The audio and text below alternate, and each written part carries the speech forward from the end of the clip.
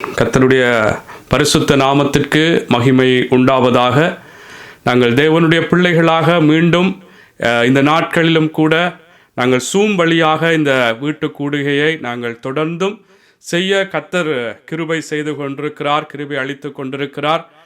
உண்மையாக தேவனுக்குள்ளாக நாங்கள் எப்பொழுதுமே அவரையே நாங்கள் உயர்த்தி நாங்கள் பேசிக்கொண்டே இருக்க வேண்டும் என்பதுதான் வேதத்தினுடைய எங்களுக்கு கற்றுத்தருகிற காரியம். ஏனென்றால் அவரை உயர்த்த உயர்த்த தேவனுடைய கிருபை பெருகும். அந்த கிருபை எங்களை எப்பொழுதுமே எந்த சூழ்நிலையிலுமே எங்களை தாங்குகிறதாய், தப்புவிக்கிறதாய், எங்களை அரவணைக்கிறதாக இருக்கிறபடினாலே தெய்வமே இதுவரைக்கும் எங்களை நடத்தி வந்து கொண்டிருக்கிறார்.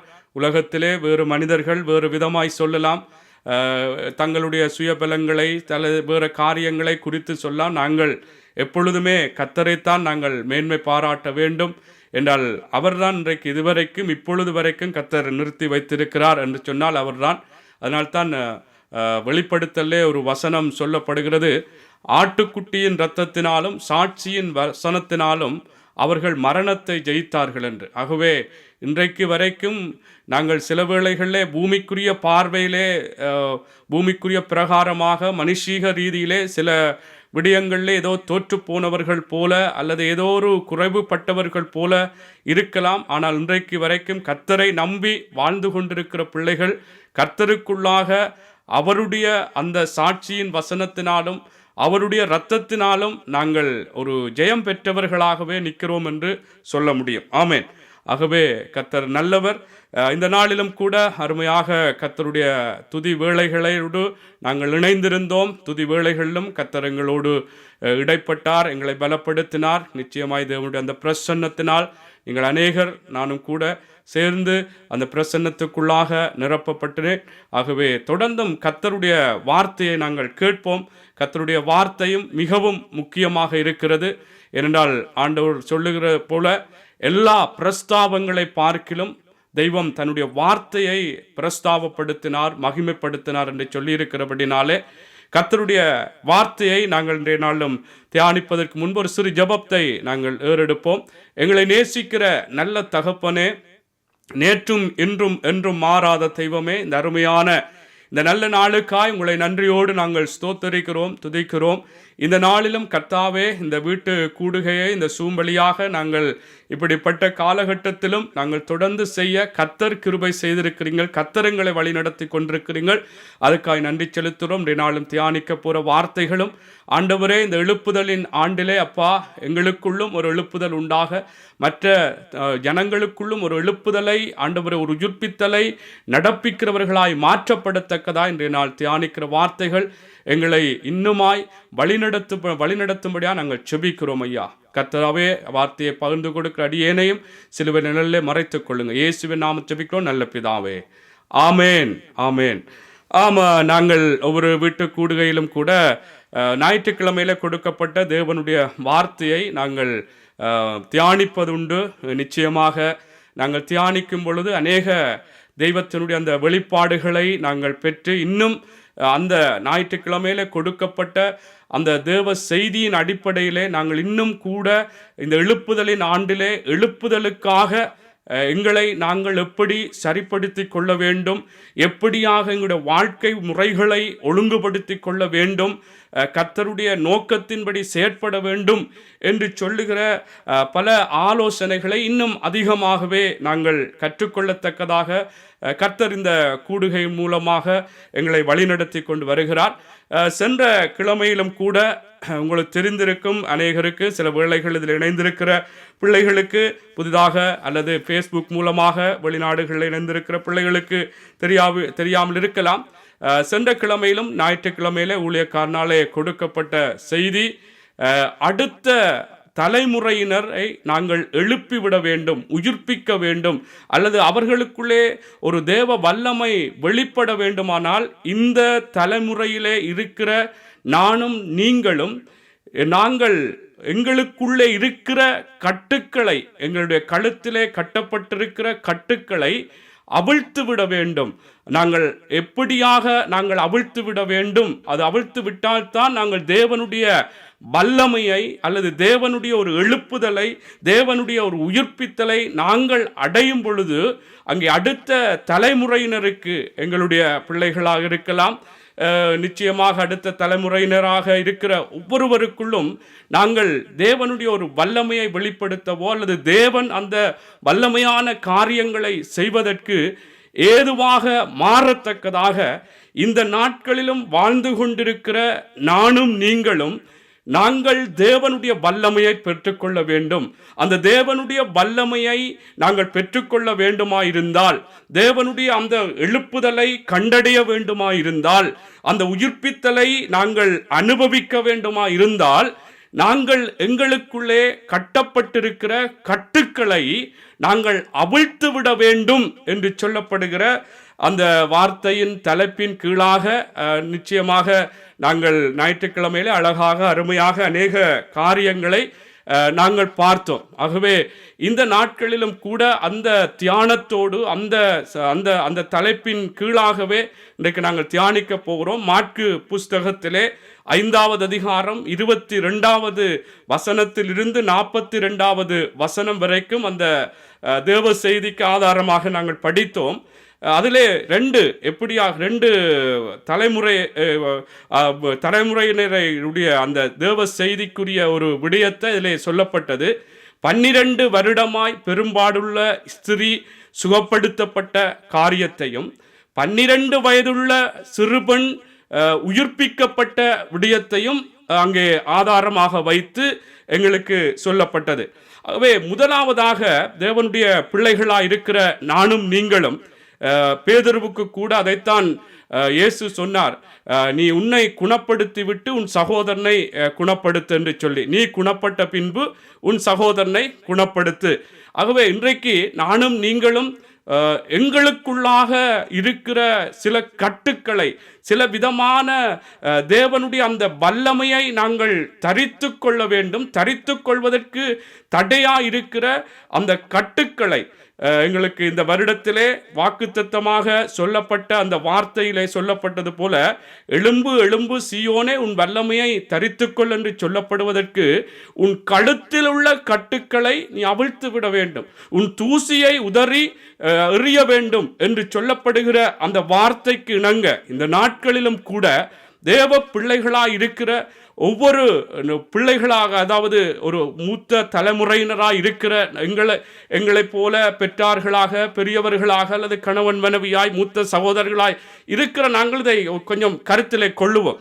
ஏனென்றால் இந்த நாட்களிலும் நாங்கள் குணப்பட வேண்டும். குணப்படுவது என்று சொன்னால் தேவனுக்குள்ளாக தேவனுடைய ஒரு நோக்கத்தை நிறைவேற்றத்தக்கதாய், தேவனுடைய காரியங்களை பிரகடனப்படுத்தத்தக்கதாய், பிரஸ்தாபப்படுத்தத்தக்கதாக நாங்கள் எங்களுக்குள்ளே இருக்கிற சில விதமான தேவனுக்கு விருப்பமில்லாத அல்லது தேவனுடைய அந்த வல்லமை எங்களுக்குள்ளே வெளிப்படாதபடிக்கு இருக்கிற கட்டுக்களை நாங்கள் அவிழ்க்க வேண்டும் என்று சொல்லி நாங்கள் பார்த்தோம். அதை யார் அவிழ்க்கிறது? நாங்கள் தான் அவிழ்க்க வேண்டும், நாங்கள் தான் அதை கலட்டி விட வேண்டும் என்று சொல்லி நாங்கள் பார்த்தோம். ஆகவே இந்த வார்த்தையின் அடிப்படையிலே வேதம் சொல்லுகிறது, எங்களுக்குள்ளே தெய்வம் ஒரு சுயாதீனத்தை வைத்து படைத்திருக்கிறார். அதாவது எங்களுக்குள்ளே ஒரு சுதந்திரம், நாங்கள் முடிவெடுக்கத்தக்கதான, தீர்மானிக்கத்தக்கதான ஒரு சுதந்திரத்தை வைத்து படைத்திருக்கிறபடினாலே இந்த நாட்களிலும் கட்டுக்களை அவிழ்ப்பதும் அவிழ்க்காமல் விடுவதும் என்னுடைய கையிலும் உங்களுடைய கையிலும் இருக்கிறது. ஆனால் அதை அவிழ்த்தால்தான், அந்த தூசியை உதறிவிட்டால்தான் நானும் நீங்களும் தேவனுடைய அந்த வல்லமையை தரித்து கொள்ள முடியும். தேவனுக்குள்ளாக நாங்கள் மற்றவர்களை எழுப்ப முடியும். ஆகவே இதை நானும் நீங்களும் கருத்திலே கொள்ள வேண்டியது மிகவும் முக்கியமாக இருக்கிறது.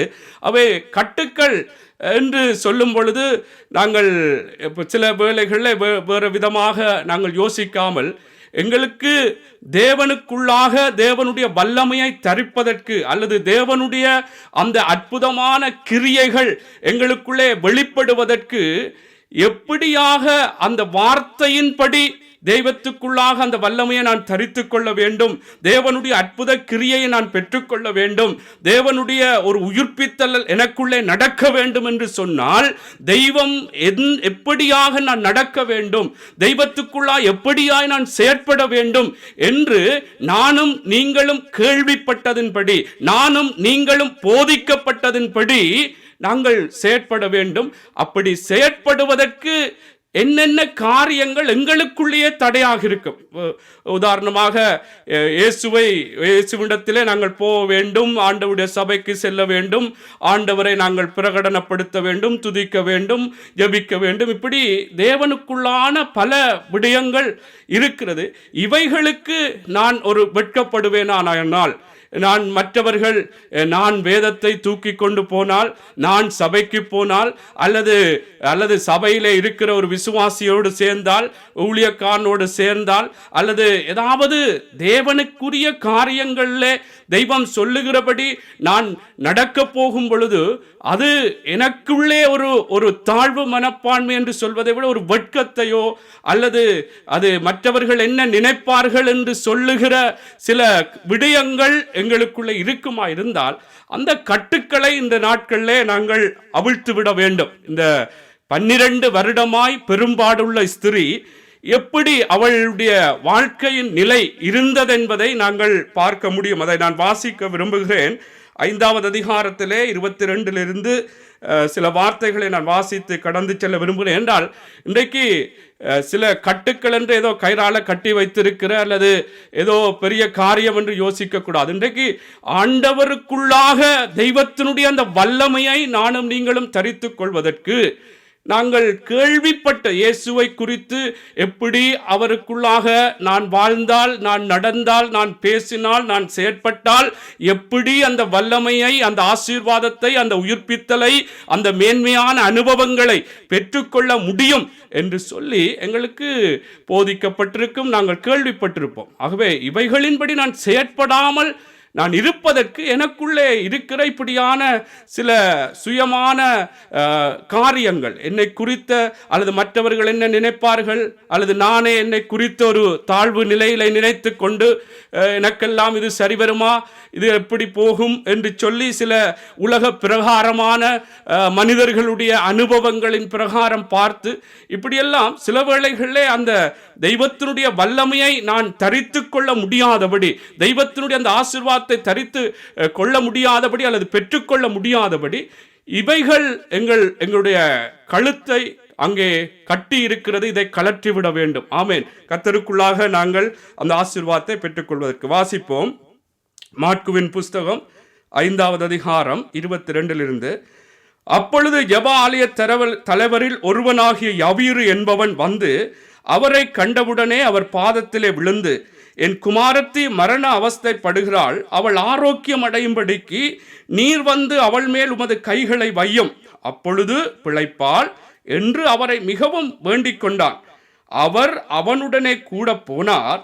திரளான ஜனங்கள் அவருக்கு பின் சென்று அவரை நெருக்கினார்கள். அப்பொழுது 12 வருஷமாய் பெரும்பாடுள்ள ஒரு ஸ்திரீ அநேக வைத்தியர்களால் மிகவும் வருத்தப்பட்டு தனக்கு உண்டானவைகளெல்லாம் செலவழித்தும் சற்றாகிலும் குணமடையாமல் அதிக வருத்தப்படுகிற பொழுது இயேசுவை குறித்து கேள்விப்பட்டு, நான் அவருடைய வஸ்திரங்களை ஆகிலும் தொட்டால் சொஸ்தமாவேன் என்று சொல்லி கூட்டத்துக்குள்ளே அவருக்கு பின்னாக வந்து அவருடைய வஸ்திரத்தை தொட்டால் உடனே அவளுடைய உதிரத்தின் ஊறல் நின்று போயிட்டு அந்த வேதனை நீங்கி ஆரோக்கியம் அடைந்ததை அவள் தன் சரீரத்தில் உணர்ந்தாள்.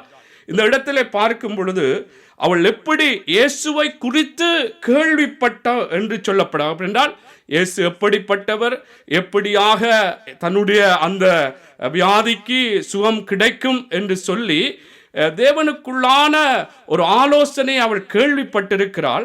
ஆனால் கேள்விப்பட்டு அதன்படி நடப்பதற்கு சில தடையான காரியம், அதுதான் நான் சொல்கிறேன் கட்டு. அந்த இந்த கூட்டத்துக்குள்ள எப்படி என்னை மற்றவர்கள் மதிப்பார்கள் அல்லது மற்றவர்கள் எப்படி பார்ப்பார்கள், மற்றவர்கள் சில நேரம் என்னை அவமதிக்கிறார்களா அல்லது எப்படியாக பரியாசம் பண்ணுகிறார்களா என்ற இப்படியான பலவிதமான சிந்தனைகள் வரும். நாங்கள் செயற்பட முடியாதபடி இந்த கட்டுக்களை எங்களுக்கும் நாங்கள் இந்த நாட்களிலும் கர்த்தருடைய வல்லமையை தரித்து கொள்ள முடியாதபடி, கர்த்தருடைய அந்த அற்புத கிரியையை நானும் நீங்களும் பெற்றுக்கொள்ள முடியாதபடிக்கு பலவிதமான இப்படியான மற்றவர்கள் என்ன நினைப்பார்கள், நான் சொன்னது போல வேதத்தை தூக்கி கொண்டு போனால் அல்லது இயேசுவை குறித்து நான் அறிக்கை பண்ணினால், சேர்ச்சுக்கு போனால் என்று சொல்லி இப்படியெல்லாம் மற்றவர்கள் பார்க்கும் பொழுதெல்லாம் சில வேளைகளை ஏளனம் பண்ணுவார்களே என்று சொல்லி அப்படியான ஒரு கட்டை அவிழ்த்து விட வேண்டும். இவள் பார்க்கும் பொழுது இயேசுவை குறித்து கேள்விப்பட்ட பொழுது அவள் ஒன்று செய்கிறாள், நான் அவருடைய வஸ்திரத்தையாகிலும் தொட்டால் சொஸ்தமாவேன் என்று சொல்லி எனக்கூட்டத்துக்குள்ளே அவருக்கு பின்னாக வந்து அவருடைய வஸ்திரத்தை தொட்டால். இதில் பாருங்கள், சொல்லி செயற்பட்டார். நாங்கள் அறிக்கை செய்தாலும் அன்புக்குரியவர்களே செயற்பாடு என்பது மிகவும் முக்கியம். ஆமென்.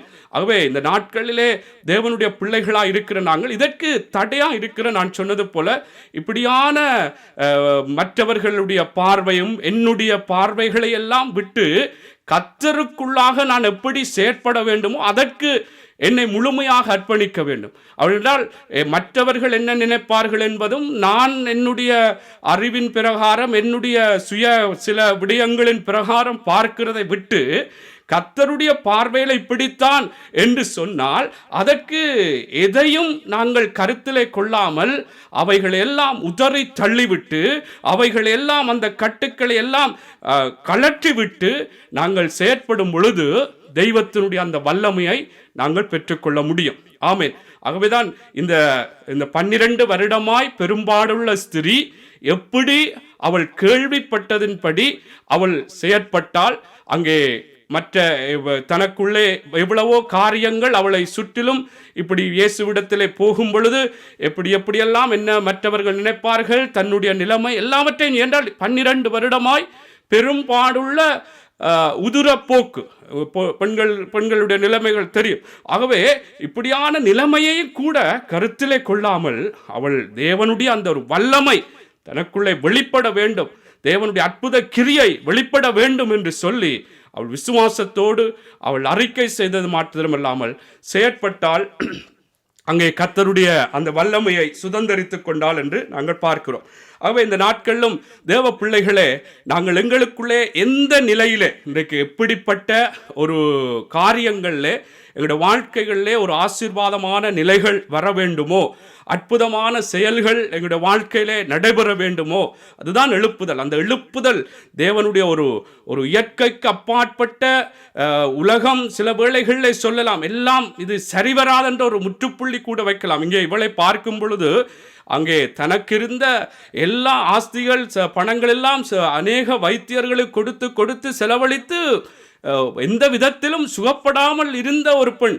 ஆகவே இன்றைக்கும் தேவ பிள்ளைகளே, கர்த்தருக்குள்ளாக கர்த்தருடைய வார்த்தைகள் பிரகாரம் கர்த்தருக்குள்ளாக நாங்கள் போதிக்கப்பட்டதின் பிரகாரம் நாங்கள் வாழும் பொழுது நிச்சயமாய் இந்த ஆண்டு எங்களுக்கு எழுப்புதலின் ஆண்டு என்று கர்த்தர் எங்களுக்கு பிரகடனப்படுத்தி இருக்கிறபடினாலே இதை நாங்கள் விசுவாசித்து நாங்கள் செயற்படும் பொழுது கர்த்தர் நிச்சயமாய் கர்த்தருக்குள்ளாக நாங்கள் எங்களுக்கு இருக்கிற மற்றவர்கள் என்ன நினைப்பார்கள் அல்லது நான் எப்படி நினைக்க அந்த கட்டுக்கள் எல்லாம் அவிழ்த்து விட்டு நான் செயற்படுவேனா இருந்தால் கர்த்தர் நிச்சயமாக என்னுடைய வாழ்க்கையிலும் உங்களுடைய வாழ்க்கையிலும் பெரிதான எழுப்புதலை கொண்டு வருவார். ஆமென். பாருங்கள், நான் ஒரு உதாரணத்தை சொல்லுகிறேன். அங்கே பழைய ஏற்பாட்டு புஸ்தகத்திலே எரேமியா தீர்க்கதரிசி சிதேக்கியா ராஜா என்று சொல்லுகிற அந்த ராஜாவுக்கு ஒரு காரியத்தை சொல்லுகிறார். நான் வாசிக்கிறேன் பாருங்கள். எரேமியா 38:17-20 மட்டும் வாசிப்போம். எரேமியா 18வது அதிகாரம், 38வது அதிகாரம், எரேமியா 38:17-20 வரை. ஹல்லேலூயா. பாருங்கள். அப்பொழுது எரேமியா சிதேக்கியாவை நோக்கி, நீ பாபிலோன் ராஜாவின் பிரபுகள் அண்டைக்கு புறப்பட்டு போவீரானால் உம்முடைய ஆத்துமா உயிரோடு இருக்கும். இந்த பட்டணம் அக்கினியால் சுட்டெரிக்கப்படுவதில்லை, நீரும் உம்முடைய குடும்பமும் உயிரோடு இருப்பீர்கள். இங்கே ஒரு ஆலோசனையை எரேமியா தீர்க்கதரிசி சிதேக்கியா ராஜாவுக்கு சொல்லுகிறார். நீ என்னென்றால் பாபிலோன் ராஜாவின் பிரபுக்கள் அண்டைக்கு புறப்பட்டு போக வேண்டும். அப்ப என்றால் நம்முடைய ஆத்துமா உயிரோடு இருக்கும், இந்த பட்டணம் அக்கினினால் சுட்டரிக்கப்படுவதில்லை, நீரும் உம்முடைய குடும்பம் உயிரோடு இருப்பீர்கள் என்று சொன்னார். அதற்கு அடுத்த வசனத்தை பாருங்கள். நீ பாபிலோன் ராஜாவின் பிரபுகளிடத்தில் புறப்பட்டு போகாவிட்டால் அப்பொழுது இந்த நகரம் கல்தேயர் கையில் ஒப்புக் கொடுக்கப்படும், அவர்கள் இதை அக்கினியால் சுட்டரிப்பார்கள், நீர் அவர்களுக்கு தப்பி போவதில்லை என்கிறதை இஸ்ரவேலின் தேவனும் சேனைகளின் தேவனுமாகிய கர்த்தர் சொல்லுகிறார் என்றார். இதற்கு சிதேக்கியா என்ன சொல்லுகிறார் பாருங்கள். அப்பொழுது சிதேக்கியா ராஜா எரேமியாவை நோக்கி, கல்தேயர் தங்களை சேர்ந்து போன யூதரின் கையிலே என்னை பரியாசம் பண்ண ஒப்பு கொடுப்பார்களோ என்று ஐயப்படுகிறேன் என்றான். பாருங்கள், இங்கே தேவனுடைய மனுஷன் தேவனாலே சொல்லப்பட்டதை சொல்லுகிறார். நீ பாபிலோன் ராஜாவினுடைய அந்த பிரபுக்கள் அண்டைக்கு நீ போவி என்று சொன்னால் உன் ஆத்துமா உயிரோடு இருக்கும், நீ இந்த பட்டணம் அக்கினினால் சுட்டரிக்கப்படும், நீரும் உம்முடைய குடும்பம் உயிரோடு இருப்பீர்கள் என்று சொல்லுகிற ஒரு ஆலோசனை சொன்ன பொழுது இங்கே இவனுக்கு வித்தியாசமான ஒரு பயம்.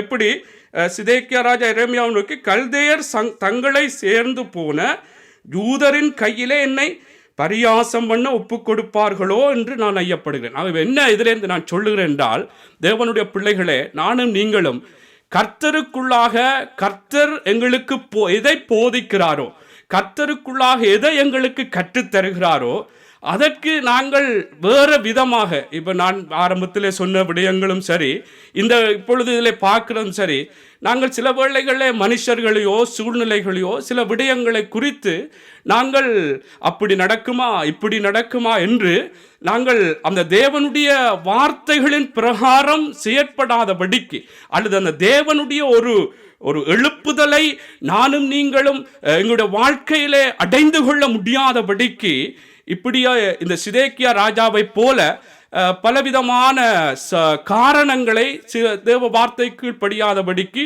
சொல்ல பார்க்கிறோம். அப்படி நாங்கள் சொல்லக்கூடாது. அந்த கட்டு அது கட்டு, அந்த கட்டை நாங்கள் அவிழ்த்து விட வேண்டும்.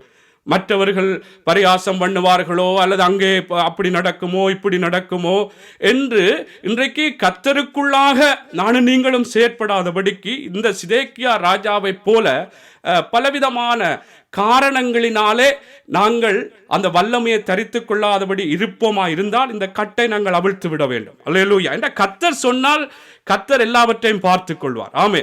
அங்கே நான் ஐயப்படுவதற்கும் மற்றவர்கள் என்னை எப்படி செய்வார்கள் என்று நான் நினைப்பதற்கும் அதற்கெல்லாம் இடம் கொடுக்கக்கூடாது. அதெல்லாம் ஒரு கட்டு. ஆமே. ஆகவே இந்த நாட்களிலும் தேவனுடைய பிள்ளைகளே, இதிலே நாங்கள் கவனமாக இருக்க வேண்டியது மிகவும் முக்கியம். அதைத்தான் பவுல் கூட நாங்கள் இந்த தேவ செய்தியில கூட ஊழியக்காரன் சொல்லியிருந்தார்.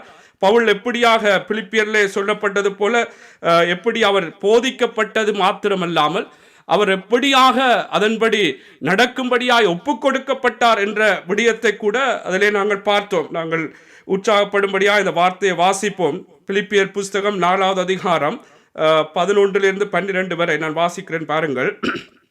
என் குறைச்சலினால் நான் இப்படி சொல்லுகிறதில்லை, ஏனெனில் நான் எந்த நிலைமையில் இருந்தாலும் மனரம்மியமாய் இருக்க கற்றுக்கொண்டேன். தாழ்ந்திருக்கவும் எனக்கு தெரியும், வாழ்ந்திருக்கவும் எனக்கு தெரியும். எவ்விடத்திலும் எல்லாவற்றிலும் திருப்தியாயிருக்கவும் பட்டினியாயிருக்கவும் பரிபூர்ணமடையவும் குறைவுபடவும் போதிக்கப்பட்டேன். என்னை பலப்படுத்துகிற கிறிஸ்துவினாலே எல்லாவற்றையும் செய்ய எனக்கு பலனுண்டு. அல்லேலூயா. ஆகவே தேவ பிள்ளைகளே, நாங்கள் போதிக்கப்பட்டபடி கேள்விப்பட்டபடி நானும் நீங்களும் தேவனுடைய வல்லமையை சுதந்திரித்து கொள்ள, தேவனுடைய வல்லமையை தரித்து கொள்ள, தேவனுடைய ஒரு எழுப்புதலை நாங்கள் கண்டுகொள்ள, அல்லது தேவனுடைய ஒரு உயிர்ப்பித்தலுக்குள்ளாக நாங்கள் செயற்படத்தக்கதாக கர்த்தருடைய வார்த்தைகள் எந்த காரியத்துக்கும் இடம் கொடுக்கக்கூடாது. அவைக்கு இடம் கொடுப்போமா இருந்தால் அங்கே கட்டு அவிழ்க்கப்படவில்லை. ஆமேன். உலக பிரகாரமான மற்ற காரியங்கள் பயமுறுத்துகிற அந்த கட்டை கூட அது அப்படி நடக்குமா இப்படி நடக்குமா, அவர்கள் இப்படி செய்வார்களா இப்படி என்ற அந்த கட்டுக்களை நாங்கள் அவிழ்த்து விட வேண்டும். ஏனென்றால் கர்த்தர் சொல்லி இருக்கிறபடினாலே, பவுல் சொன்னது போல, என்னை பலப்படுத்துகிற இயேசு கிறிஸ்துவினாலே எனக்கு எல்லாவற்றையும் செய்ய பலனுண்டு என்று சொன்னது போல, நிச்சயமாய் கர்த்தர் சொல்லி இருக்கிறபடினால் கர்த்தர் நிச்சயமாய் எனக்குள்ளே ஒரு எழுப்புதலை கட்டளையிடுவார் என்றால் ஆண்டவருடைய ஆலோசனை இப்படி சொல்கிறேன். எப்படி அன்று 12 வருடமாய் பெரும்பாடுள்ள ஸ்திரீ இயேசு கிறிஸ்துவை குறித்து கேள்விப்பட்டால், அவருடைய வஸ்திரத்தை தொட்டால் சொஸ்தமாவேன் என்று சொல்லி கேள்விப்பட்டால், அவள் சொல்லி எப்படி அவள் செயற்பட்டதுனாலே அங்கே தேவனுக்குள்ளான ஒரு சுகத்தை, ஒரு அற்புதத்தை அவள் அடைந்தாள் என்று நாங்கள் பார்க்கிறோம். ஆகவே இந்த நாட்களிலும் பவுலுடைய வாழ்க்கையிலும் போதிக்கப்பட்டதின்படி அவர் எப்படியாக அங்கே இயேசு கிறிஸ்துவினாலே தன்னை சொல்லுகிறது போல, என்னை பலப்படுத்துகிற இயேசு கிறிஸ்துவினாலே எனக்கு எல்லாவற்றையும் செய்ய பலனுண்டு என்று சொன்னது போல அப்படி செய்ததை நாங்கள் பார்க்கிறோம். ஆமென். ஆகவே இந்த நாளிலும் தேவ பிள்ளைகளே உற்சாகப்பட வேண்டும். எந்த காரியத்தை குறித்தும் இந்த சூழ்நிலைகளை கூட நாங்கள் கருத்திலே கொள்ளக்கூடாது. கர்த்தரை நம்பினவர்கள், கர்த்தர் நிச்சயமாய் அவரை நம்பினவர்களை கைவிடுவதில்லை என்பதுதான் எங்களுடைய விசுவாசம். அவரை நம்பின பிள்ளைகள் வாழ்ந்த வாழ்க்கை வேதத்திலே நாங்கள் அநேக சொல்லப்பட்டது போல இத்தனை திரளான சாட்சிகள் நம்மை சூழ்ந்து நிற்கிறது என்று வேதம் சொல்லுகிறது போல நாங்கள் விசுவாசத்தோடு நாங்கள் செயற்படுவோம். நிச்சயமாய் அவருடைய வல்லமையை நாங்கள் தரித்து கொள்ளலாம். எங்களுடைய வாழ்க்கையிலே பெரிதான எழுப்புதல்களை நாங்கள் கண்டுகொள்ள முடியும். நாங்கள் எங்களுடைய கட்டுக்களை அவிழ்த்து தேவ வல்லமையை நாங்கள் தரித்து கொண்டால்தான் அடுத்த தலைமுறையினர் எழும்பத்தக்கதாய், அடுத்த தலைமுறையினர் உயிர்ப்பிக்கப்படுவதற்கு அங்கே நாங்கள் வழி விடுகிறவர்களாக அல்லது நாங்கள் வழி அமைக்கிறவர்களாக கூட மாற முடியும். ஆமென். ஆகவே நான் இன்றைக்கு 2 உதாரணங்களை சொல்ல விரும்புகிறேன். எப்படி இந்த 12 வருடமாய் பெரும்பாடுள்ள ஸ்திரீ அங்கே தேவனை குறித்து கேள்விப்பட்ட பொழுது அவள் செயற்பட்டு அவள் அற்புதத்தை, தேவனுடைய வல்லமையை பெற்றுக்கொண்டது போல, பழைய ஏற்பாட்டிலே நாகமான் என்று சொல்லுகிற குஷ்டரோகியை குறித்து நீங்கள் எல்லாரும் அறிந்திருப்பீர்கள். அவனும் கூட எப்படிப்பட்டவன் என்று சொல்லி வேதத்திலே சொல்லப்படுகிற பாருங்க. 2 ராஜாக்களின் புஸ்தகத்திலே நான் சில வசனங்களை மாத்திரம் வாசிக்கிறேன். ஏனென்றால் இன்றைக்கு நானும் நீங்களும் எங்களுடைய கட்டுக்களை அவிழ்க்க வேண்டும். ஆமென். எங்களை சுற்றிலும் அல்லது எங்களுக்கென்று இருக்கிற தேவனுடைய அந்த வல்லமையை சுதந்தரிக்க முடியாதபடி இருக்கிற அந்த கட்டுக்களை அவிழ்க்க வேண்டும். பாருங்கள், இந்த நாகமான் என்ற அந்த குஷ்டரோகியினுடைய நிலைமைகளை பாருங்கள். நான் வாசிக்கிறேன். 2 ராஜாக்களின் புஸ்தகம் 5வது அதிகாரம் 1வது வசனத்திலிருந்து 5வது வசனம் வரைக்கும். சீரிய ராஜாவின் படைத்தலைவனாகிய நாகமான் என்பவன் தன் ஆண்டவனிடத்தில் பெரிய மனுஷனும் எண்ணிக்கை உள்ளவனுமாயிருந்தான். அவனை கொண்டு கர்த்தர் சீரியாவுக்கு ரட்சிப்பை கட்டளையிட்டார். மகா பராக்கிரமசாலியாகிய அவனோ குஷ்டரோகியாயிருந்தான். எப்படிப்பட்டவன் குஷ்டரோகியாயிருந்தான்? சீரியாவின் படைத்தலைவனாகிய நாகமானும் ஆண்டவனிடத்தில் பெரியவனும் பெரிய மனுஷனும் எண்ணிக்கை உள்ளவனுமாய் இருந்தான். அவனை கொண்டு கர்த்தர் சீரியாவுக்கு ரட்சிப்பை கட்டளையிட்டார். மகாபராக்கிரமசாலியாகிய அவனோ குஷ்டரோகியாயிருந்தான் என்று சொல்லப்படுகிறது. பாருங்கள், இப்படிப்பட்டவனுக்கு எப்படியாக தேவனை குறித்த ஒரு அறிவு அல்லது தேவன் எப்படிப்பட்டவர் என்று சொல்லுகிற ஒரு காரியம் அங்கே சொல்லப்படும் பொழுது எப்படி அவன் செயற்படுகிறான் என்றதை நான் இந்த வசனங்களை சொல்லி நான் சொல்ல விரும்புகிறேன். சீரியாவில் இருந்து தண்டுகள் புறப்பட்டு இஸ்ரவேல் தேசத்தில் இருந்து ஒரு சிறு பெண்ணை சிறைப்பிடித்து கொண்டு வந்திருந்தார்கள். அவள் நாகமானின் மனைவிக்கு பணிவிடை செய்து கொண்டிருந்தாள். அவள் தன் நாச்சியாரை பார்த்து, என் ஆண்டவன் சமாரியாவில் இருக்கிற தீர்க்கதரிசனிடத்தில் போவாரானால் நலமாயிருக்கும், அவர் இவருடைய குஷ்டரோகத்தை நீக்கிவிடுவார் என்றாள். இங்கே ஒரு செய்தியை கேள்விப்படுகிறார். எப்படி? அங்கே இஸ்ரவேலிலிருந்து சிறைப்பிடித்து கொண்டு வரப்பட்ட அந்த சிறு பெண்ணின் மூலம் ஒரு செய்தி, நற்செய்தி, இந்த குஷ்டரோகத்தில் இருந்து சுகமடையத்தக்கதான ஒரு நல்ல செய்தியை அந்த இஸ்ரவேலில் இருந்து சிறைப்பிடித்து கொண்டு போகப்பட்ட அந்த வீட்டிலே அடிமையாக வேலை செய்து கொண்டிருக்கிற அந்த பெண்ணின் மூலம் அந்த நாகமானுடைய மனைவிக்கு சொன்ன பொழுது, மனைவி அங்கே அந்த நாகமானுக்கு சொன்னதினாலே நாங்கள் பார்க்கிறோம். அடுத்ததாக 4வது வசனம். அப்பொழுது அவன் போய் இஸ்ரவேல், இந்த விடயத்தை 3வதுல பார்த்தோன்னு அவள் சொல்லுகிறாள். அதுக்கு அடுத்த கட்டமாக நாகமான் செய்கிற அடுத்த கட்ட காரியத்தை பாருங்கள். அப்பொழுது அவன் போய் இஸ்ரவேல் தேசத்து பெண் இன்ன பிரகாரமாய் சொல்லுகிறாள் என்று தன் ஆண்டவனிடத்தில் அறிவித்தான். அப்பொழுது சீரியாவின் ராஜா நல்லது போகலாம், இஷ்டவேலின் ராஜாவுக்கு நிருபம் தருகிறேன் என்றான். அப்படி அவன் தன் கையிலே 10 தாலந்து வெள்ளியையும் 6000 சேக்கல் நிறைப்பெண்ணையும் 10 மாற்று வஸ்திரங்களையும் எடுத்து கொண்டு போய் என்று சொல்லி அந்த வார்த்தைகள் அதிகாரத்தை நீங்கள் வாசிப்பீர்களா இருந்தால் இன்னும் உங்களுக்கு விளக்கமா இருக்கும்.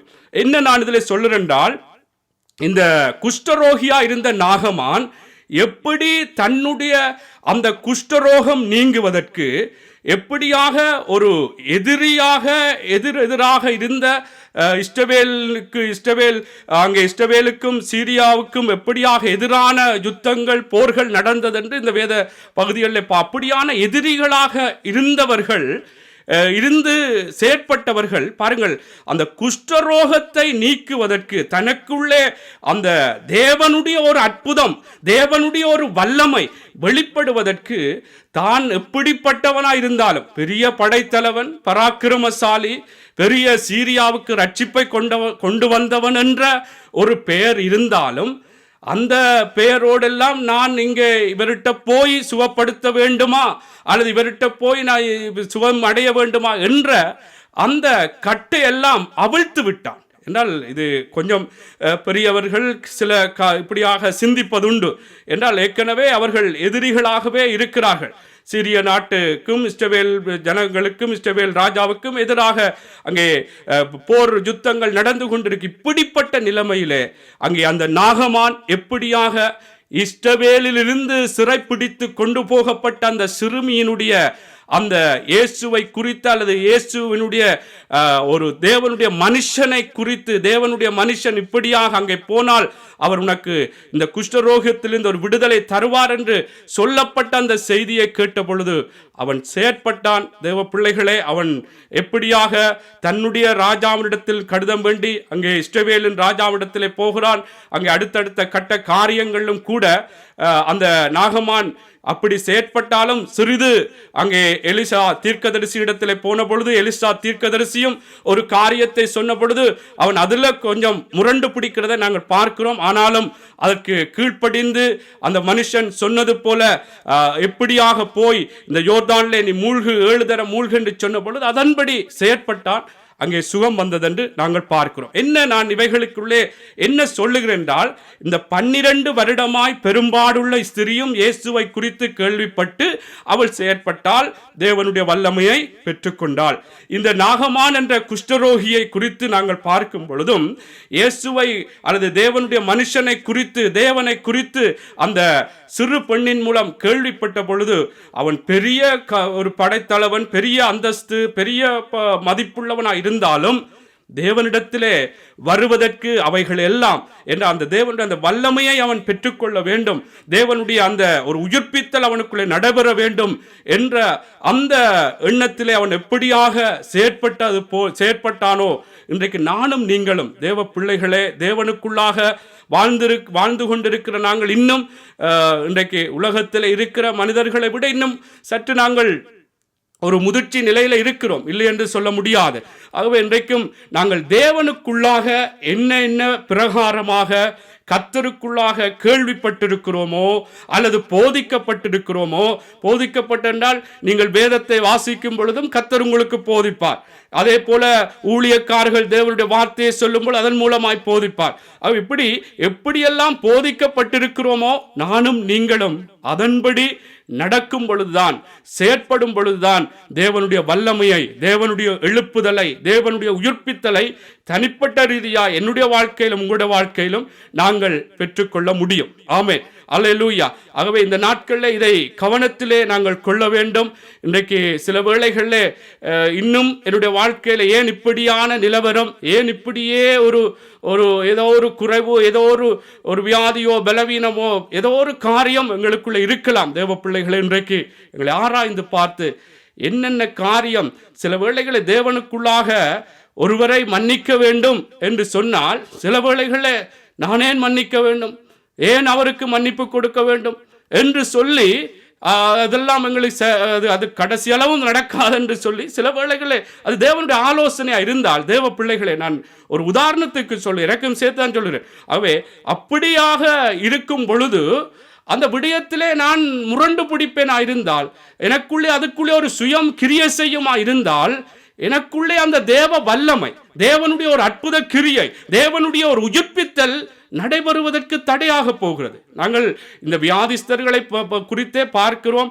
அவர்கள் வியாதியிலிருந்து சுகமடைய வேண்டும் என்று தேவனுடைய ஆலோசனையின்படி செயற்பட்டது போல இப்படித்தான் கர்த்தருக்குள்ளாக எப்படி எல்லாம் ஆண்டவருடைய ஆலோசனைகளின் பிரகாரம் நானும் நீங்களும் நடந்தால் கர்த்தருடைய வல்லமையை பெற்றுக்கொள்ள முடியுமோ, கர்த்தருடைய ஒரு ஒரு ஒரு எழுப்புதலை கண்டடைய முடியுமோ என்று சொல்லி எங்களுக்கு ஆலோசனைகள் வருகிறதோ அல்லது நாங்கள் போதிக்கப்படுகிறோமோ, வேதத்தை படிக்கும் பொழுது கர்த்தர் பேசுகிறாரோ அதுக்கு விட்டு கொடுக்க வேண்டும், அதன்படி நடக்க வேண்டும். அல்லேலூயா, அல்லேலூயா. ஆகவே இதுதான் மிகவும் முக்கியமான காரியம். இப்படி நாங்கள் செயற்படும் பொழுது கர்த்தருக்குள்ளான இந்த ஆண்டு எங்களுக்கு எழுப்புதலின் ஆண்டு என்று சொல்லி இருக்கிறபடினால் பிரத்யோகமாக எங்களுடைய விசுவாச திருமுழுக்கு சபை மக்களுக்கு, எங்களுடைய உஸ்லோ பட்டணத்திலும் சன்னஸ் அந்த பட்டணத்திலும் இருக்கிற எங்களுடைய திருச்சபை மக்களுக்கு விசேஷித்தமாக இந்த நாட்களும் இந்த வாக்குத்தத்தத்தை தந்திருக்கிறபடினால் இதை நாங்கள் விசுவாசிப்போம். இன்றைய நாளும் எங்களோடு இணைந்திருக்கிற அன்பான தேவ பிள்ளைகள் ஒவ்வொருவரும் வெளிநாடுகளிலோ வேறு சபை பிள்ளைகளாக இருக்கலாம், கர்த்தருடைய சரீரமாக இருக்கிற சபைகளிலே வேறு சபைகளிலே வேறு தேசங்களில் இருந்து இணைந்திருக்கலாம். நிச்சயமாய் உங்களுக்கும் இதை சுதந்திரப்படுத்திக் கொள்ளத்தக்கதாக, இந்த எழுப்புதல் உங்களுக்குள்ளும் கடந்து வரத்தக்கதாக கர்த்தர் எப்படி ஆலோசனைகளை சொல்லுகிறாரோ அல்லது கர்த்தருடைய ஆலோசனைகளை எப்படி கேள்விப்பட்டிருக்கிறீர்களோ அதற்கு உங்களை விட்டுக் கொடுங்க. ஆமென், அல்லேலூயா. எந்த காரியத்திலும் நாங்கள் ஒரு முரண்டு பிடிக்க வேண்டாம், முரட்டாட்டமாக நானும் நீங்களும் நிற்கக்கூடாது. அப்படி நிற்பதற்கு எனக்குள்ளே இருக்கிற ஏதோ ஒரு சுயம், ஏதோ ஒரு காரியம் என்னை கட்டி வைத்திருக்கிறது, அதை அவிழ்த்து விட வேண்டும். இல்லை, கர்த்தர் சொல்லுகிறார். அது சில வேளைகளில் மனைவியா இருக்கலாம், கணவனா இருக்கலாம், குடும்பம் கூட சில வேளைகளில் கர்த்தருக்குள்ளே செயற்பட முடியாதபடி சில வேளைகளை கட்டி வைத்திருக்கும். எனக்கு விருப்பமாக இருக்கும், ஆனாலும் எழும்ப முடியாதபடி அந்த ஒரு கட்டு இருக்கும். ஆகவே அப்படியான நிலைமைகளை இன்றைக்கு ஆராய்ந்து பார்த்து நாங்கள் தேவனுக்குள்ளாக ஒப்புக் கொடுப்போம், தேவனுடைய வல்லமையை நாங்கள் சுதந்தரித்துக் கொள்வதற்கு. ஆமென், அல்லேலூயா. நான் ஒருவரை குறித்து சொல்லுகிறேன், ரூத்தை குறித்து சொல்லுகிறேன். நிச்சயமாக ஒவ்வொரு கிழமையிலும் பாஸ்டர் அருமையாக 4 பேர் 2 பேர் ஒருவர் என்று சொல்லி எடுப்பார் தேவனுடைய வார்த்தையை.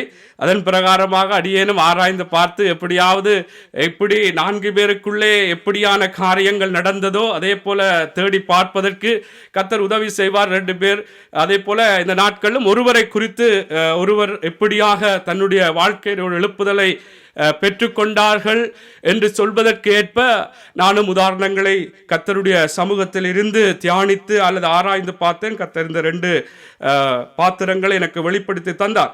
ஆகவே ரூத்தை குறித்து வேதம் சொல்லுகிறது. உங்களுக்கு தெரியும், வேதத்தை படித்தவர்கள், அல்லது நான் சுருக்கமாய் சொல்லுகிறேன். இந்த ரூத் எப்படியான ஒரு சந்ததியிலே இருந்தவா என்று சொன்னால் வேதத்திலே நாங்கள் பார்க்கிறோம். மோவாப் என்று சொல்லுகிற தேவனாலே 10 தலைமுறைக்கு தேவனுடைய பிரகாரங்களில் பிரவேசிக்க முடியாதென்று ஒரு சபிக்கப்பட்ட ஒரு சந்ததியிலே பிறந்தவள் தான் ரூத் என்று சொல்லப்படுகிறது. இந்த ரூத் எப்படியாக தேவனுக்குள்ளாக தேவனுடைய சரித்திரத்திலேயே தேவனுடைய சந்ததியிலேயே அவளுடைய பெயர் எழுதப்படத்தக்கதாக அவள் செயற்பட்டாள், எப்படியாக அவள் நடந்தாள் என்று சொல்லி வேதம் அழகாக எங்களுக்கு சொல்லுகிறது. ரூத்தின் புஸ்தகத்திலே நீங்கள் 1வது அதிகாரத்திலே தேவ பிள்ளைகளே, ரூத்தின் புஸ்தகம் 1வது அதிகாரத்திலே நீங்கள் பார்க்க முடியும். அதில் எப்படியாக அங்கே அவளுக்கு திருமணமாகிறது. அங்கே நகோமி எப்படி பெத்லெகேமிலே பஞ்சம் உண்டான பொழுது நகோமியும் அவருடைய கணவன் எலிமெலேக்கும் அவருடைய பிள்ளைகளான மக்லோன் கிலியோன் என்று சொல்லுகிற அந்த 4 பேரும் அங்கே மோவாப்புக்கு கடந்து போகிறார்கள். கடந்து போன பொழுது இங்கே ரூத்தையும் ஓர்பால் என்று சொல்லுகிற 2 பேரும் அதாவது நகோமி எலிமெலேக்கின் பிள்ளைகளான மக்லோன் கிலியோனை திருமணம் செய்தார்கள் என்று நாங்கள் பார்க்கிறோம். அங்கே அவர்கள் மரித்து போனார்கள். அந்த ரூத்தினுடைய கணவனும் ஓர்பாலுடைய கணவனும் நகோமியுடைய கணவனும் மரித்து போனார்கள்.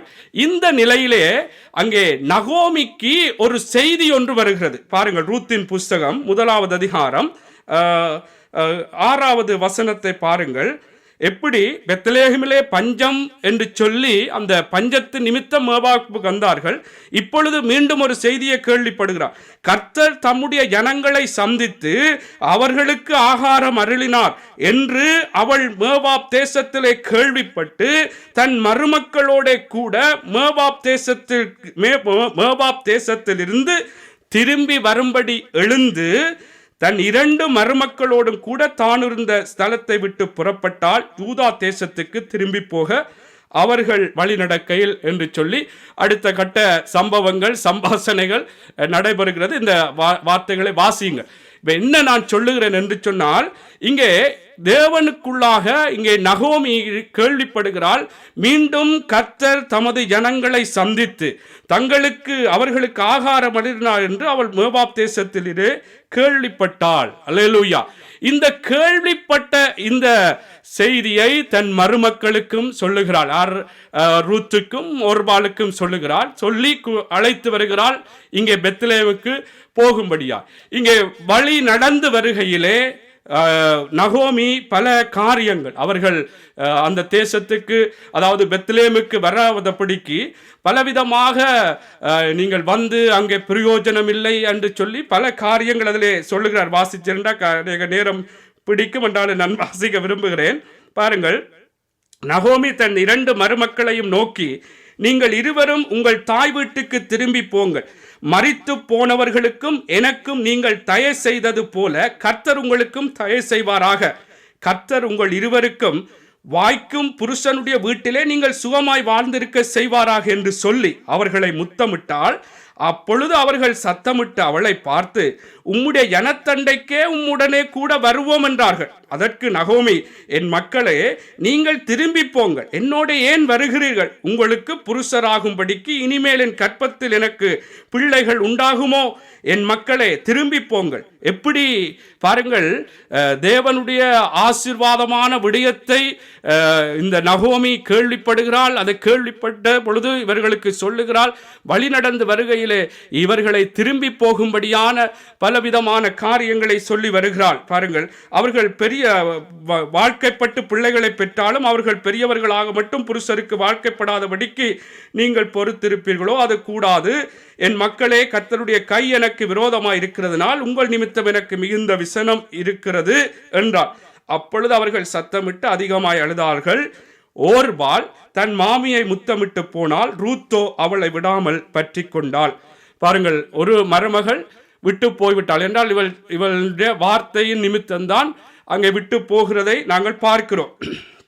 அடுத்த வார்த்தையை நான் 2-3 வார்த்தைகள் வாசிக்கிறேன். அப்பொழுது ரூத்தோ அவளை விடாமல் பற்றி கொண்டாள். அப்பொழுது அவள், இதோ உன் சகோதரி தன் ஜனங்களிடத்துக்கும் தன் தேவர்களிடத்திற்கும் திரும்பி போய்விட்டாலே, நீயும் உன் சகோதரின் பிறகே திரும்பி போ என்றாள். அதற்கு ரூத், நான் உம்மை பின்பற்றாமல் உம்மை விட்டு திரும்பி போவதை குறித்து என்னோட பேச வேண்டாம். நீர் போகும் இடத்திற்கு நானும் வருவேன், நீர் தங்கும் இடத்திலே நானும் தங்குவேன். உம்முடைய ஜனம் என்னுடைய ஜனம், உம்முடைய தேவன் என்னுடைய தேவன். நீர் மரணம் அடையும் இடத்தில் நானும் மரணம் அடைந்து அங்கே அடக்கம் பண்ணப்படுவேன். மரணமே அல்லாமல் வேறொன்றும் உம்மை விட்டு என்னை பிரித்தால் கர்த்தர் அதற்கு சரியாகவும் அதற்கு அதிகமாகவும் எனக்கு செய்ய கடவர் என்றாள். அவள் தன்னோடே வர மன உறுதியாய் இருக்கிறதை கண்டு அப்பொழுது அதை குறித்து அவளோடே ஒன்றும் பேசவில்லை. ஆமென்.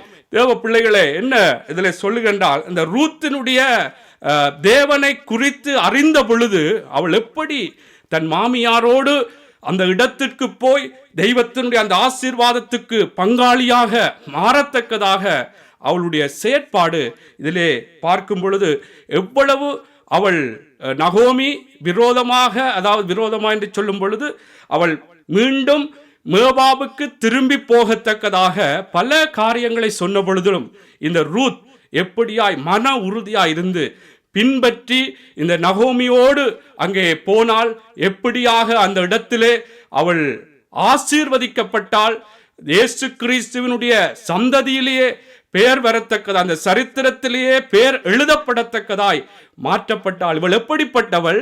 சபிக்கப்பட்ட ஒரு சந்ததியிலே இருந்தவள். அல்லேலூயா. தேவனுடைய சபைக்கும் அங்கே உட்பட முடியாது என்று சொல்லத்தக்கதான ஒரு ஒரு ஒரு ஒரு தேவனுடைய ஒரு கட்டளையா இருந்த அப்படியான ஒரு சந்ததியிலே பிறந்தவள் எப்படி இயேசுவை குறித்து அல்லது தேவனை குறித்து தேவனுடைய காரியங்களை குறித்து கேள்விப்பட்ட பொழுது அவள் எப்படியான தடுமாற்றமான அல்லது மனம் சோர்வடையத்தக்கதான பேச்சுக்கள் தன் மாமியினிடத்திலிருந்து வந்தாலும் அதை தனக்குள்ளே எடுத்துக்கொள்ளாமல் அந்த கட்டை அவிழ்த்து விட்டு அந்த எந்த விதத்திலும் தன்னுடைய காரியங்களை சோர்வுபடுத்த முடியாது என்று நினைத்து அவள் செயற்பட்டதை அந்த கட்டுக்களை அவிழ்த்து விட்டு அந்த மாமியின் பின்பாக சென்றால் அந்த இடத்திலே அவள் ஆசீர்வதிக்கப்பட்டு அங்கே இன்றும் ரூத்தை குறித்து நாங்கள் பேசுகிறோம் என்று சொன்னால் அவள் தேவனுக்குள்ளாக தேவனை குறித்து தன் மாமியார் மூலம்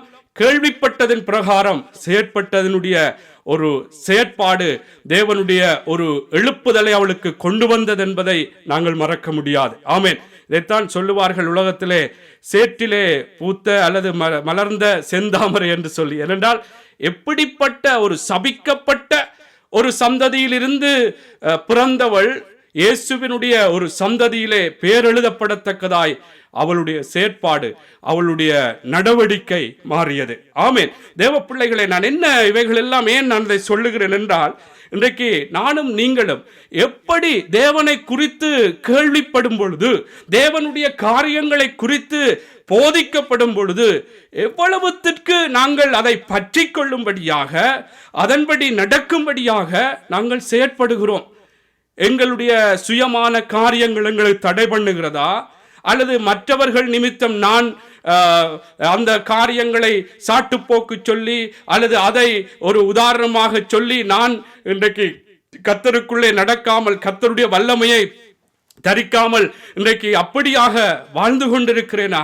இதற்கெல்லாம் இவைகள் இன்றைக்கு உதாரணமாக இருக்கிறது. தேவ பிள்ளைகளே, எந்த நிலைமையாக இருந்தாலும் நாங்கள் எப்படிப்பட்டவர்களாக இருந்தாலும் தேவனுக்குள்ளாக தேவனுடைய வார்த்தையின் பிரகாரம் அவருடைய ஆலோசனைகளின் பிரகாரம் நானும் நீங்களும் நடக்கும் பொழுது நிச்சயமாய் ஆண்டவருடைய எழுப்புதல், ஆண்டவருடைய உயிர்ப்பித்தல், ஆண்டவருடைய அற்புத கிரியைகளை நானும் நீங்களும் சுதந்திரிக்க முடியும். ஆகவே இதற்கு எங்களுக்குள்ளே இருக்கிற கட்டுக்களை ஆமென் அதை நாங்கள் அவிழ்த்து விட வேண்டும். அதற்கான் மரித்த லாசருவை கூட உயிரோடு எழுப்புவதற்கு முன்பு ஆண்டவர் சொன்னார், அவனுடைய அந்த கல்லை புரட்ட வேண்டும், அந்த கட்டுக்களை அவிழ்த்து விட வேண்டும் என்று சொல்லி. ஆமென். அவை தேவ பிள்ளைகளை, நாங்கள் தேவனுடைய வல்லமையை பெற்றுக்கொள்ள நாங்கள் எங்களுக்குள்ளே செயற்பட வேண்டியது மிக முக்கியம். அந்த செயற்பாடுகளுக்கு இருக்கிற எங்களை சுற்றிலும் இருக்கிற என்ன கட்டுக்களாக இருந்தாலும், அதை தடை பண்ணுகிற என்ன கட்டுக்களாக இருந்தாலும், எப்படிப்பட்ட வெட்கம், மற்றவர்கள் என்ன நினைப்பார்கள், அல்லது நான் என்னுடைய பார்வையில் இது சரி வருமா, இதெல்லாம் நீ என்ன என்று சொல்லி இப்படியெல்லாம் உங்களுடைய மனதிலே தேவனுடைய வல்லமையை நீங்கள் பெற்றுக்கொள்ள முடியாதபடி, அதாவது தேவ ஆலோசனைகளுக்கு விட்டு கொடுக்காதபடிக்கு எப்படியெல்லாம் நீங்கள் சிந்திக்கிறீர்களோ அவைகளெல்லாம் கட்டுக்கள். அந்த கட்டுக்களை அவிழ்க்க வேண்டும். ஆமேன். ஆகவே இந்த நாட்களிலே தேவ பிள்ளைகளே, நான் இவ்வளவுதான் இன்றைய நாளும் இந்த தேவ செய்தியை நான் சொல்ல விரும்புகிறேன். நாங்கள் தேவனுடைய வல்லமையை தரித்துக்கொள்ள, தேவனுடைய எழுப்புதலை நானும் நீங்களும் கண்டுகொள்ள, எங்களுக்குள்ளே இருக்கிற கட்டுக்களை தேவ வார்த்தையின்படி செயற்பட, அதன்படி நான் நடக்க முடியாதபடி எந்த சுயங்கள் என்னை கட்டியிருந்தாலும், மற்றவர்களுடைய காரியங்கள், சூழ்நிலைகள் என்ற அந்த காரணங்கள், சாட்டுப்போக்குகளை எல்லாம், அந்த கட்டுகள் எல்லாம் இனி சொல்லக்கூடாது. கர்த்தர் சொல்லியிருக்கிறார், இப்படி நான் நடந்தனண்டா கர்த்தர் சத்துருக்களை சிநேகிக்க சொல்லியிருக்காண்டா சிநேகிப்பேன் என்று சொல்லி, மன்னிக்க வேணும்னா மன்னிப்பேன் என்று சொல்லி, தேவ பிள்ளைகளே, நானும் நீங்களும் எப்படி இன்றைக்கு இந்த ரெண்டு வார்த்தையில் இன்னும் எப்படி கர்த்தருக்குள்ளாய் நீங்கள் வேதம் வாசிக்கும் பொழுது அல்லது தேவ ஊழியக்காரர்கள் மூலம் சொல்லும் பொழுது எப்படியெல்லாம் நான் செயற்பட வேண்டுமோ செயற்படும் பொழுது கர்த்தர் பெரிய எழுப்புதலை கொண்டு வரும். பெரிதான ஆசீர்வாதமான அற்புதமான கிரியைகளை எங்களுடைய வாழ்க்கையிலே நடப்பிப்பார். இந்த இப்படிப்பட்ட சூழ்நிலையிலும் இப்படியாக கர்த்தர் இன்றைக்கு வார்த்தைகளை வெளிப்படுத்துகிறார் என்று சொன்னால், தேவ பிள்ளைகளே, கர்த்தருடைய வார்த்தை அது ஜீவன் உள்ள வார்த்தை. இதை நாங்கள் சந்தேகிக்காமல் அதற்கு எங்களை ஒப்புக் கொடுப்போம். ஆமென். எல்லாரும் நாங்கள் இந்த நாளும் கேட்ட இந்த தேவ செய்திக்கு எங்களை ஒப்புக் கொடுப்போமா? என்னென்ன காரியங்கள் இன்றைக்கு தேவனுடைய வல்லமையை பெற்றுக்கொள்வதற்கு, தேவ ஆலோசனைகளின்படி நடப்பதற்கு இன்றைக்கு என்ன தடையா இருக்கிறதோ இன்றைக்கு ஆராய்ந்து பார்ப்போமா? அன்று நாகமான் எவ்வளவு பிரபல்யமானவன், சீரியாவுக்கே ரட்சிப்பை கொண்டு வந்த பராக்கிரமசாலி படைத்தலைவன், எவ்வளவு பேர் அவனுக்கு இருந்தது. ஆனாலும் அந்த குஷ்டரோகம் நீங்குவதற்கு, தேவனுடைய அந்த வல்லமையினால் நிரப்பப்படுவதற்கு அவன் எப்படியாய் தன்னை விட்டு கொடுத்தான். அந்த கட்டுக்கள் எல்லாம் இதெல்லாம் வேண்டாம் என்று சொல்லி அந்த கட்டுக்களை அவிழ்த்து விட்டு தேவ வல்லமையை பெற்றுக்கொள்ள புறப்பட்டான். அவன் எப்படியாக அவன் நடந்தான் என்று நாங்கள் பார்க்கிறோம்.